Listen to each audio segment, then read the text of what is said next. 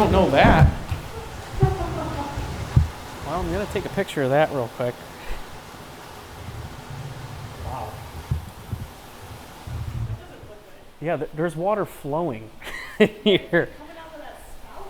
Yeah. The upstairs is sweet if we can find our way to the stairs. It's always been Stahl's Bakery since I've been around, so it's kind of like taken on that persona. It wasn't until I think 2018 when the new owners reached out to me about helping them lease out the space that I found that the Baker is actually the last name of the original owner of the building. That's why it's called the Baker Building. The Baker Building was built in 1868 by a man named Peter Schars. A lot of people just kind of, 1868, but the United States only had 37 states at the time. Michigan was only 31 years old. Ulysses Grant was elected president. It was the 14th Amendment was ratified to make everyone citizens. So, the whole country has evolved quite a bit since then. The Baker family ran it for over 100 years, almost 110. During that time, the family ran it as a dry goods store, clothing store. They ran it for 109 years until 1979. Then it became Stahl's Bakery, which we all know. Because I can't remember when Stahl's Bakery actually closed, but they've occupied the entire building. Up here, there was 2 residential apartments. When I first looked at it, you'll even see when we walk over there, there's still a lot of the details in the ceilings.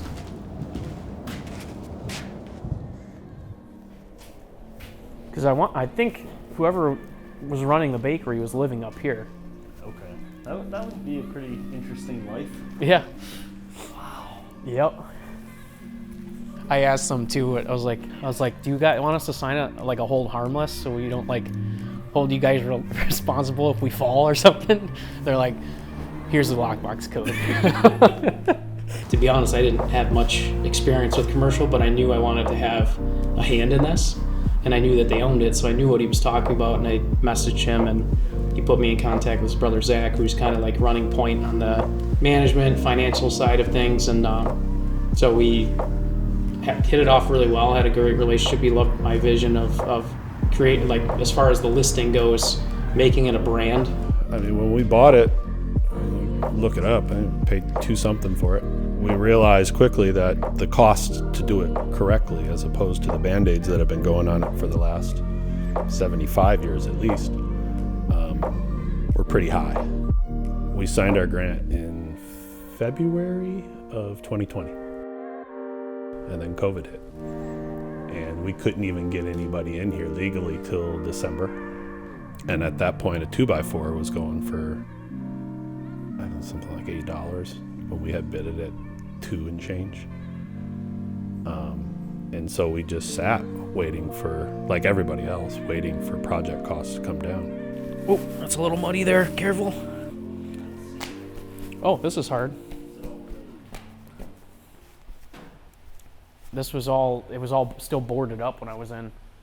And they just really gutted it because they had to remove all the floor, all the wood floors. I was here once before and it was all still wood floor, and they had to remove all that to get down to see what type of support they had underneath.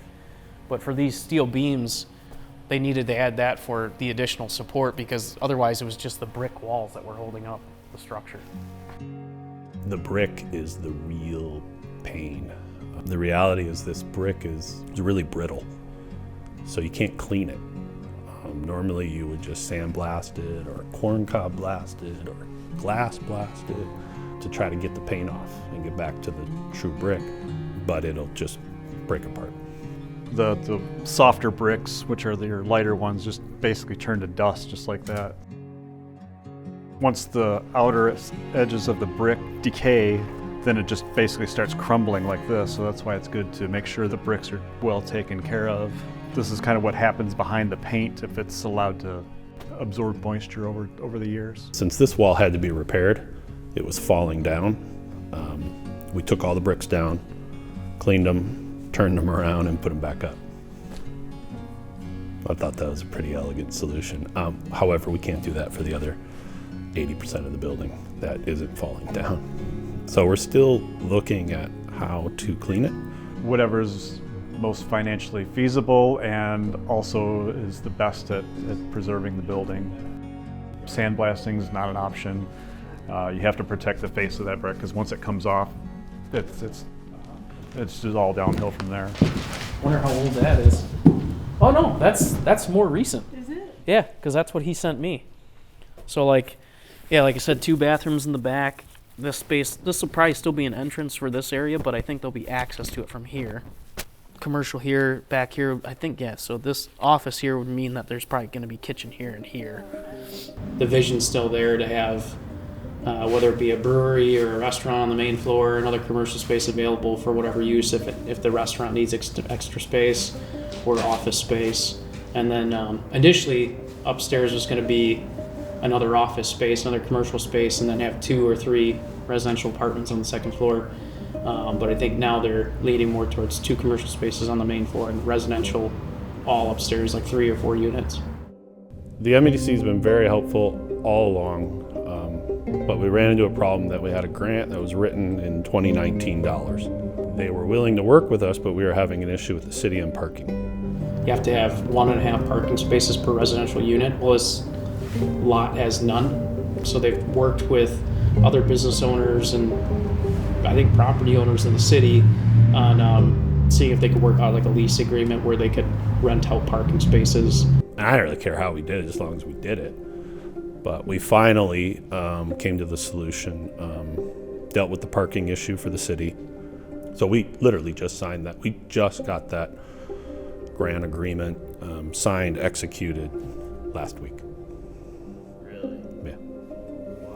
So I am here today to meet with the builder tomorrow to see, all gloves are off, time to build. How do we get this done quickly? 1.5 years is what he's hoping for. I think they've gotten through a lot of the roadblocks. I know they've gotten their grant approved through the state, but I know it's been tough for them trying to get through, the ordinances and whatnot. The city's hasn't been easy to work with, but it's also, their hands are tied based on the rules that were put before them. So things like this just don't get done unless you have support.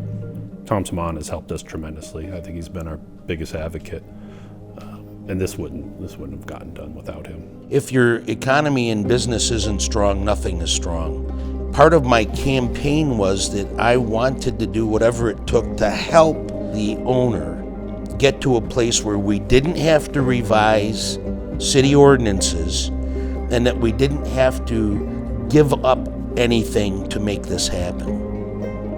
When you experience growth, you don't want to lose your identity. Buildings like this bring that back into focus. It just excites me looking into the future, knowing we are able to preserve this because we went through the painstaking process. The grant's been approved, the funding has been authorized, and Zach's moving forward. We had help from the Historic Society, members of council, planning, Marcia the clerk. I think there's a lot of people that wanted to see it done.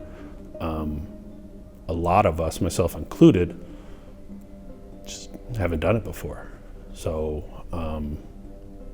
there's a lot of mistakes made, certainly on my part as well, that probably could have sped this up. But, I think back to when we bought it and all along the way, no one wanted it when we bought it and no one's ever offered me $1 for it.